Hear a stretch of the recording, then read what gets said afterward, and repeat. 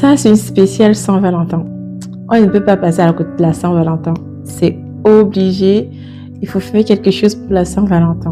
Comment est-ce qu'on exprime l'amour dans une culture où on n'a pas justement cette culture des gestes affectifs? Par exemple, tu vas pas forcément voir un couple qui se prend dans les bras ou des parents qui vont avoir des gestes affectifs envers leur enfant, mais néanmoins, le langage d'amour, il est différent. En plus, tu vas pas forcément entendre un papa qui appelle sa femme ma chérie, mon amour. Bon, il va imaginer tout ce que vous voulez en français. Donc c'est vraiment très rare. Ça commence quand même dans la nouvelle génération. Mais c'est rare.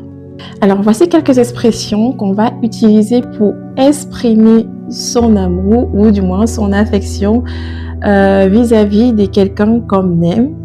Alors, numéro 1, on a moteso, ce qui veut dire ce dont on ne peut pas se passer. Le must have.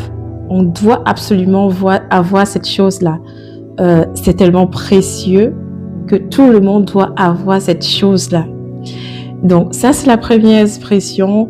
Les mamans vont l'utiliser vis-à-vis de leur enfant ou du conjoint ou encore une personne qu'on affectionne particulièrement, dont on va lui dire « Amotesoya, amotesoya ».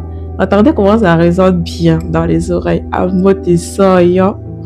Expression numéro 2. En quoi melon. Ce qui veut dire que c'est quelque chose de tellement précieux que quand quelqu'un voit, il est susceptible d'être jaloux de cette chose-là. En quoi melon. Voilà. Ensuite, troisième expression, on a mais tu as tes sorts. Le marché qu'il ne faut pas louper, en fait. D'ailleurs, je me demande pourquoi est-ce qu'il y a tant de corrélations entre les expressions d'amour et finalement la dimension financière. Ça en dit un peu, peut-être beaucoup, de l'importance qu'on accorde à l'argent